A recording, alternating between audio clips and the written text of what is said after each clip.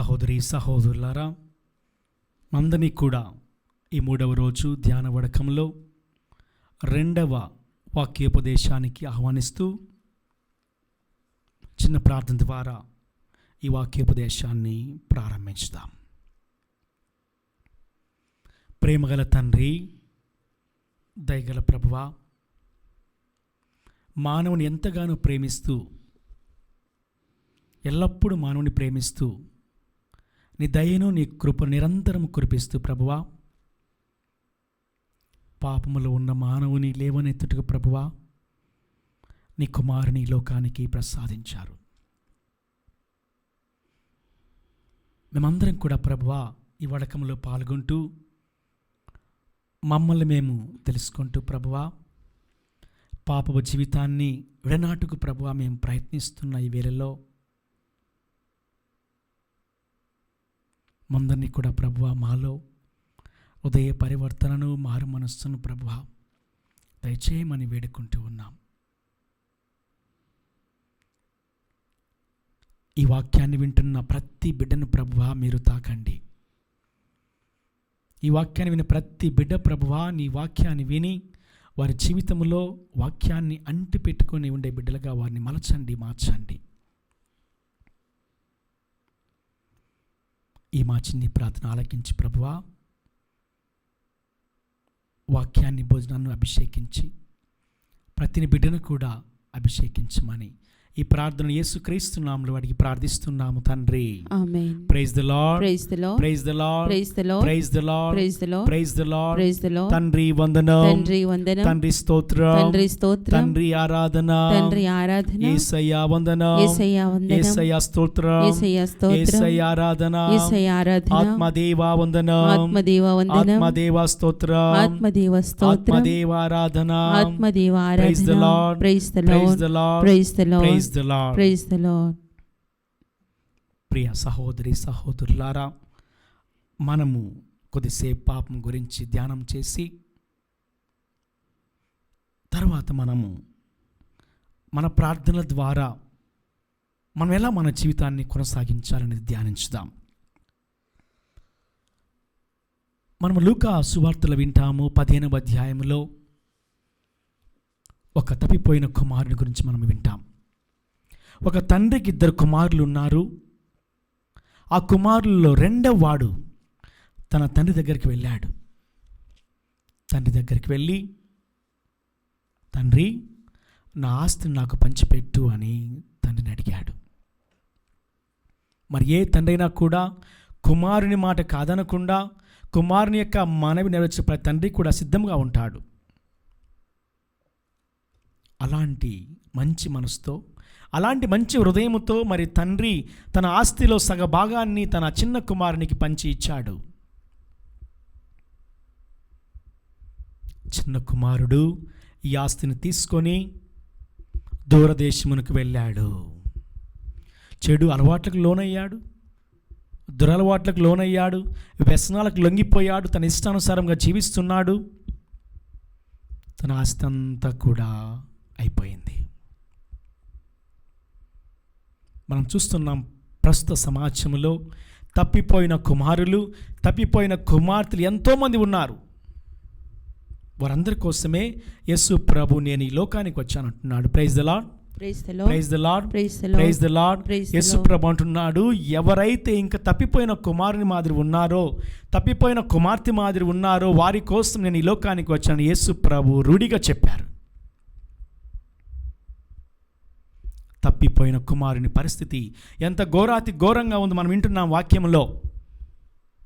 ఆస్తి అంతా అయిపోయింది, ఆదరించేవారు లేరు, హక్కును చేర్చుకునేవారు లేరు, కాస్తంత తిండి పెట్టేవారు లేరు. తన ఆస్తి అంతా కూడా మంట కలిసిపోయింది. తన జీవితం ఎలా ఉంది ఇప్పుడు? ఘోరాతి ఘోరమైన పరిస్థితిలో ఉన్నాడు తప్పిపోయిన కుమారుడు. ఏం చేయాలో తోచడం లేదు, ఎలా ఉండాలో అర్థం కావడం లేదు. బాధ, కష్టం, నష్టం అన్నీ అర్థమవుతున్నాయి తప్పిపోయిన కుమారునికి. మానవ జీవితం కూడా అంతే. అన్నీ కోల్పోయినప్పుడు మాత్రమే మానవునికి అర్థమవుతుంది ఈ బాధ ఎలా సంభవించింది, ఈ కష్టం ఎలా వాటిల్లింది, ఈ బాధలు నాకు ఎందుకు వస్తున్నాయని మానవుడు ఆలోచిస్తాడు. తప్పిపోయిన కుమారుడు ఉన్న పరిస్థితి మన జీవితంలో కూడా ఎన్నోసార్లు ఎదురై ఉండవచ్చు. కానీ తప్పిపోయిన కుమారుడు తన గురించి తాను తెలుసుకున్నాడు, మారు మనసు పొందాడు, హృదయపవం చెందాడు.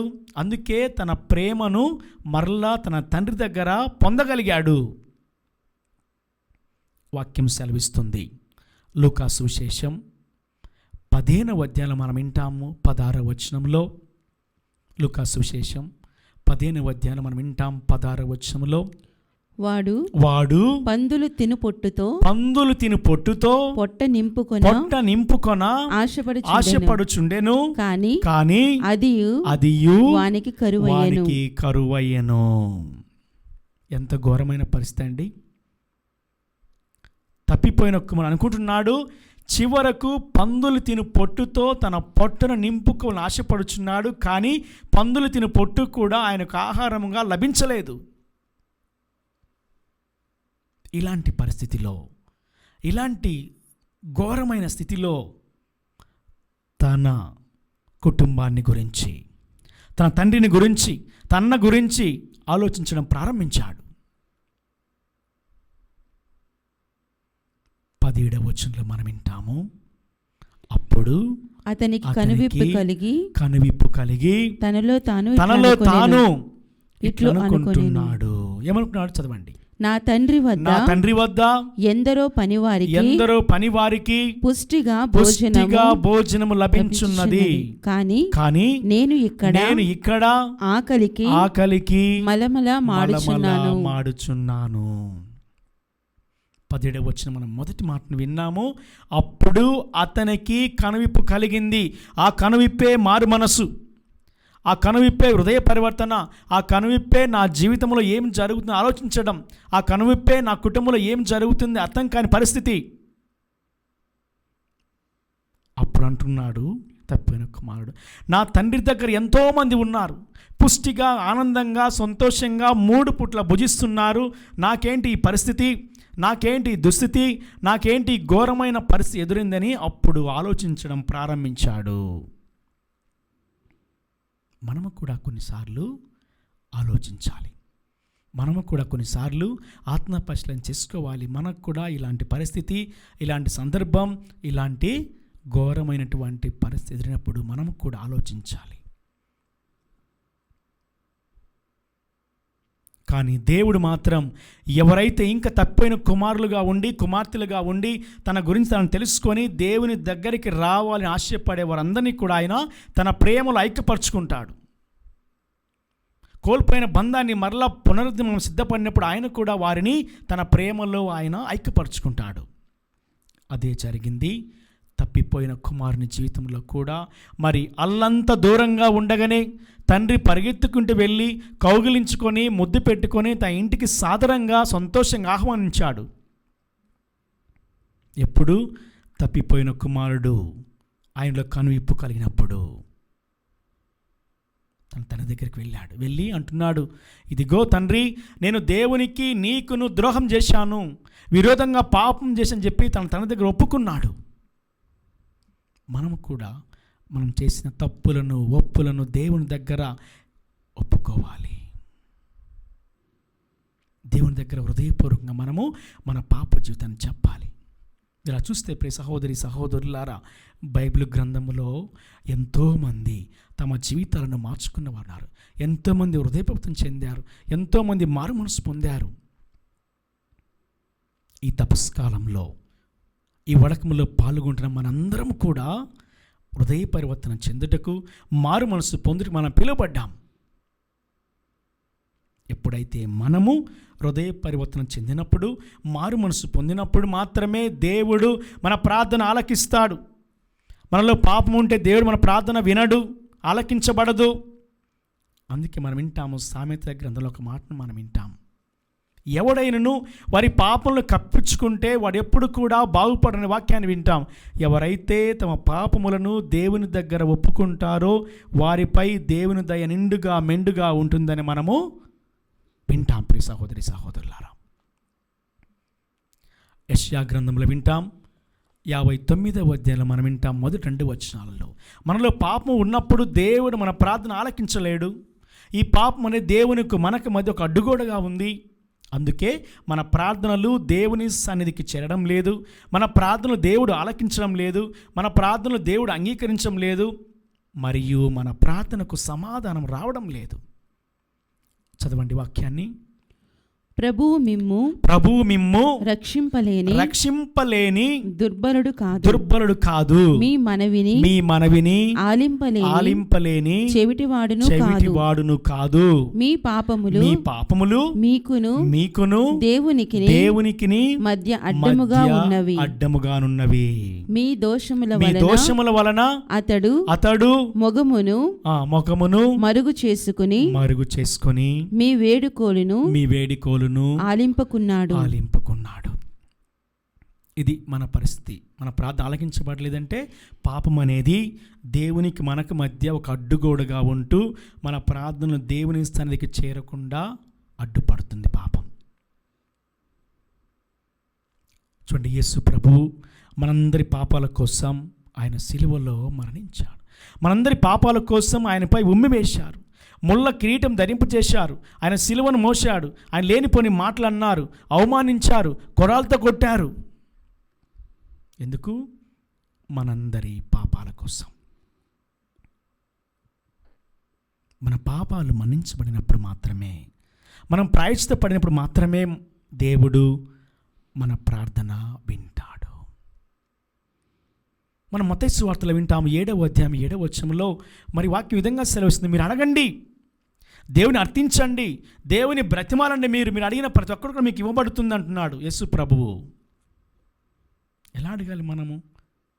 మంచి మనసుతో, మంచి హృదయంతో, పరిశుద్ధంగా, పవిత్రంగా అడిగినప్పుడు మనం ప్రార్థించే ప్రతి ప్రార్థన దేవుడు వింటాడు. ఆ ప్రార్థనకు దేవుడు సమాధానం ఇచ్చి మన జీవితంలో గొప్ప కార్యాలు, అద్భుతాలు చేయుటకు ఆయన ఎప్పుడు కూడా సిద్ధంగా ఉన్నాడు. అందుకే యేసు ప్రభువు అంటాడు, అడగండి మీకు ఇవ్వబడును, తట్టండి మీకు తెరవబడును, వెదకండి మీకు దొరకును అంటాడు.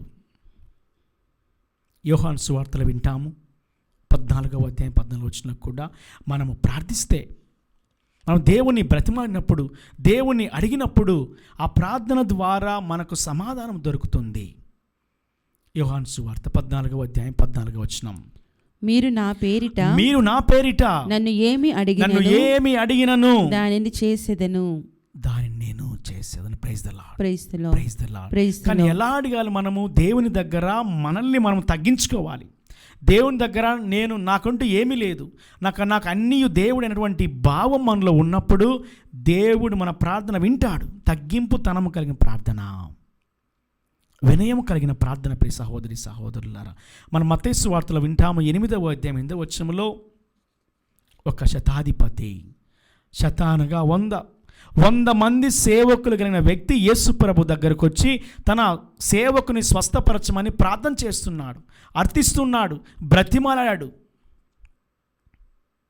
ప్రభువా, నా సేవకుడు అనారోగ్యంతో బాధపడుతున్నాడు, నా ఇంటికి ఏం చేసి స్వస్థపరచని అడిగినప్పుడు యేసు ప్రభు నేను ఇంటికి వస్తానన్నాడు. 8వ అధ్యాయంలో మనం వింటాం 8వ వచనంలో శతాధిపతి తన విశ్వాసాన్ని, తన తగ్గింపు తన నిజంగా తెలియజేస్తున్నాడు. ప్రభువా, మీరు నా ఇంటికి ప్రవేశించుకునే పాత్రుడం కాను, నీ ఒక్క మాట పలికితే చాలు నా సేవకుడు స్వస్థత పొందుకుంటాడని మన వాక్యాన్ని మనం వింటాం. అక్కడ యేసు ప్రభు సాక్షాత్తు యేసు ప్రభు పలికిన మాటలు అవి. చదవండి మత్తయి సువార్త 8వ అధ్యాయం 8వ వచనం. ఆ శతాధిపతి ఆయనతో, ప్రభు నీవు నా ఇంటిలోనికి వచ్చుటకు నేను పాత్రుడను కాను. నీవు ఒక్క మాట పలికిన చాలును నా సేవకుడు స్వస్థత పొందును. Praise the Lord. చూడండి ప్రియ సహోదరి సహోదరుల, శతాధిపతి 100 మంది సేవకులు ఉన్నారు. ఒకరు పిలిస్తే వస్తారు, ఒకరు వెళ్ళమంటే వెళ్తారు. కానీ యేసు ప్రభు దగ్గర తన గురించి తాను తగ్గించుకున్నాడు, తగ్గింపు తనతో ప్రార్థిస్తున్నాడు. ప్రభువా, నా ఇంటికి వద్దు, నా అర్హత లేదు, నా అయోగ్యని, అసమర్థని చెప్పేసి తన యొక్క జీవితాన్ని యేసు ప్రభు దగ్గర ఒప్పుకున్నప్పుడు తన సేవకుడు స్వస్థ పొందుకున్నాడు. యేసు ప్రభు అంటాడు, నీ విశ్వాసమే నిన్ను స్వస్థపరచు అనే మాటను యేసుప్రభు ఎన్నోసార్లు చెప్పాడు. ఎవరైతే ఆయన దగ్గర మరి విశ్వాసాన్ని వెలిబుచ్చుకున్నారో వారంతా అంటున్నాడు, నీ విశ్వాసమే నిన్ను స్వస్థపరచు అని. ఇంకా మనం వింటాం, మార్కు సువిశేషం మనం వింటాం. ప్రియ సహోదరి సహోదరులారా, 5వ అధ్యాయంలో మనం చదువుతాము 25వ వచనం నుండి. రక్తస్రావ రోగి స్వస్థత. ఎన్నో సంవత్సరములు 12 సంవత్సరముల నుండి ఆమె రక్తస్రావ వ్యాధితో బాధపడుతూ ఉంది. ఎంతోమంది వైద్యులను సంప్రదించింది, ఎంతోమంది దగ్గరికి వెళ్ళి తమ వ్యాధి కోసము దాన్ని నయం చేయమని ప్రార్థించింది, బ్రతిమాలింది. కానీ వ్యాధి మాత్రము నయము కాలేదు. ఘోరమైన పరిస్థితి రక్తస్రావ వ్యాధి. ప్రియ సహోదరి సహోదరులారా, కానీ ఆమె మనసులో హృదయంలో ఇంకా ఏదో, నాకు ఇంకా జీవితం ఉంది, నేను జీవించగలను, నా జీవితము చిగురిస్తుంది అనేటువంటి ఆశ ఆమెలో ఉంది. ఆశే ఆమెను యేసు ప్రభు యొక్క అంగి అంచును తాకుటకు ఆమె యొక్క ప్రయత్నం ఫలించింది. Praise the lord, praise the lord, praise the lord. మనము కూడా అలాంటి తగ్గింపుతనం ఉండాలి, అలాంటి విశ్వాసం మనలో ఉండాలి. ప్రియ సహోదరి సహోదరులారా, ఈ తపస్కాలంలో మనందరం కూడా మనల్ని మనం తగ్గించుకోవాలి. ఒక్కొక్క గుణాన్ని, దేవునికి ఇష్టం లేని ప్రతి గుణాన్ని కూడా మనము మన నుండి తీసివేయాలి. అదే దేవుడు మన నుండి కోరుకునేది ఈ తపస్కాలంలో. ఏదో గొప్ప కార్యాలు చేయాల్సిన అవసరం లేదు. మన జీవితంలో, వ్యక్తిగత జీవితంలో, కుటుంబ జీవితంలో మనకు ఏదైతే దేవుని చేరుటకు అడ్డంకిగా ఉందో, దేవునికి ఇష్టమైన కార్యాలు ఏవైతే ఉన్నాయో వాటిని మాత్రం మనం మన నుండి తీసివేస్తే చాలు. ఉపవాసం ద్వారా, ప్రార్థన ద్వారా, దాన ధర్మాల ద్వారా. మనం చదువుతాము 5వ అధ్యాయము 8వ వచనంలో, ఆయన వస్త్రములను తాకినంత మాత్రం నేను స్వస్థరాలగుదును అని తలంచి ఆయన వస్త్రములను తాకెను, వెంటనే ఆమె రక్తస్రావము నిలిచిపోయాను. Praise the lord, praise the lord, praise the lord, praise the lord. ఇలా యేసు ప్రభు చేసిన ప్రతి అద్భుతము వెనుక ఆయన పలికిన మాట, అమ్మా, కుమారా, నీ విశ్వాసమే నిన్ను స్వస్థపరచును. Praise the lord, praise the lord, praise the lord, praise the lord, praise the lord, praise the lord. అందుకే మన ప్రార్థన ఫలించాలంటే, మన ప్రార్థన దేవుడు వినాలంటే ఆ ప్రార్థన తగ్గింపు తనము కలిగిన ప్రార్థనగా ఉండాలి, వినయము గల ప్రార్థనగా ఉండాలి. మరి సుంకరి పరిసయ్యుడిద్దరు కూడా దేవాలయానికి వెళ్ళారు. సుంకరి పరిసయ్యుడిద్దరు కూడా. మరి పరిసయ్యుడు తన గురించి తాను దేవుని దగ్గర గొప్పలు చెప్పుకుంటున్నాడు. నేను మంచివాడిని, ఉపవాసం ఉంటున్నాను, దాన ధర్మాలు చేస్తున్నాను, మోషే ధర్మశాస్త్రాన్ని నేను తూచ తప్పకుండా పాటించిన దేవుని దగ్గర ప్రగల్భాలు పలికాడు. పలకడమే కాదు, ఆ సుంకరి గురించి కూడా దేవునికి ఫిర్యాదు చేశాడు. ప్రార్థనలో మనము కూడా మన గురించి మనం ప్రార్థన చేసుకుంటూ ఇతరుల మంచి కోసం మనం ప్రార్థన చేయాలి. ఈ పరిసయ్యుడు ఏ విధంగా అయితే మరి యేసు ప్రభు దగ్గర తన గురించి తన గొప్పలు చెప్పుకున్నాడు గర్వంగా. కానీ సుంకరి మాత్రము ప్రభు దగ్గర నిలబడి తన కనును పైకి ఎత్తలేక, సాహసింపలేక తన రొమ్ములు బాదుకొనొచ్చు, ప్రభువా నేను పాపిని, ఈ పాపిని కరుణించు అని ప్రార్థన చేశారు. Praise the lord, praise the lord, praise the lord, praise the lord, praise the lord, praise the Lord. మన ప్రార్థన కూడా ఇలా తగ్గింపుతనం గల ప్రార్థనగా ఉండాలి. తగ్గించుకోవాలి. మనము దేవుని దగ్గర మనం తగ్గించుకున్నప్పుడే దేవుని మనల్ని అత్యున్నత స్థానంకి లేపుతాడు. మరీ తల్లి తనను తాను తగ్గించుకుని అన్ని వేళలా విధేయత కలిగి జీవించింది మరీ తల్లి. అందుకే ఆమెను మనము స్త్రీ సభలో గొప్ప వ్యక్తిగా మనం ఆమెను గౌరవిస్తున్నాము. మరి యోసేపు చూడండి, యోసేపు కూడా దేవుని యొక్క ప్రణాళిక విన్నప్పుడు ఆ ప్రణాళిక ప్రకారము తన జీవితాన్ని మలచుకున్నాడు, మార్చుకున్నాడు. ఒకానొక సమయంలో మరీ తల్లిని రహస్యముగా ఆమెను పరిత్రించాలనుకున్నాడు. కానీ దూత పలికిన మాటలకు శిరస వహించాడు కనుక మరి జోజప్ప గారిని మనము నీతిమంతునిగా పిలుస్తున్నాము. Praise the lord, praise the lord, praise the Lord. మరి సాక్షాత్తు దేవుని కుమారుని యేసు ప్రభు కూడా మనందరి రక్షకుడు తనను తాను తగ్గించుకున్నాడు. అది వాక్యాన్ని మనం వింటాం, మత్తయి సువార్తలో వింటాం. 20వ అధ్యాయము 28వ వచనంలో యేసు ప్రభు అంటాడు, మనుష్య కుమారుడు సేవించుకొచ్చాడే కానీ సేవించబడటకు కాదు. Praise the lord, praise the praise the lord, praise the praise the Lord. ఈ ప్రైజ్ ది తపస్కాలంలో మనం కూడా సేవ చేయాలి, సేవాభావం కలిగి జీవించాలి, ఈ గుణాన్ని మనం అలవర్చుకోవాలి. ఎలాంటి గొప్ప కార్యాలు అవసరమైన చిన్న చిన్న మంచి గుణాలు మనము మన రక్షకుని నుండి నేర్చుకుంటే చాలు. పౌలు గారు ఫిలిప్పీలకు రాసిన లేఖలో మనం వింటాము 2వ అధ్యాయం 5వ వచనం నుండి, మరి యేసు ప్రభు దేవుడు అయినప్పటికీ కూడా తనను తాను తగ్గించుకున్నాడు, సేవకు రూపం దాల్చాడు, మానవ మాతృగా జన్మించాడు, విధేయుడిగా జీవించాడు. ఎంతవరకు విధేయుడిగా ఉన్నాడు ఆయన? సిలువ మరణం వరకు. అందుకే ఆయనను సిలువలో కొట్టి ఆయనను భయంకరమైన వేదన గురి చేసి ఆయన మరణించుటకు పరిసయ్యులు, ధర్మశాస్త్ర బోధకులు యేసు ప్రభువును అలా హింసించారు. ఎవరి కోసం? మనందరి కోసం, మనందరి పాపాల కోసం. మనల్ని పాపపు ఊబిని లేవనెత్తుటకు యేసు ప్రభువే మనందరి పాపాల కోసం ఆయన సిలువ మోసాడు. కనుక ప్రియ సహోదరి సహోదరులారా, మనము కూడా ఆత్మపరిశీలన చేసుకోవాలి. దేవుడు ప్రేమామయుడు అన్నాము, దేవుడు దయామయుడు అన్నాము. మరి మనము ఈ యొక్క ప్రేమను దయను అర్థం చేసుకోకుండా పాపంలో పడిపోతున్నాము. పాపంలో పడిపోయి మన మరణాన్ని కొని తెచ్చుకుంటున్నాము. అలా ఉన్నప్పుడు మనము హృదయ పరివర్తన చెందాలి, మారు మనసు పొందాలి. దేవునితో కోల్పోయిన బంధాన్ని మరలా మనం పునరుద్ధరించుకోవాలి. దేవునితో కోల్పోయిన ప్రేమను మనం నూతనీకరించుకోవాలి. నూతనీకరించడం మాత్రమే, మనం పవిత్రులుగా ఉన్నప్పుడు మాత్రమే మన ప్రార్థన ఆలకించబడుతుంది.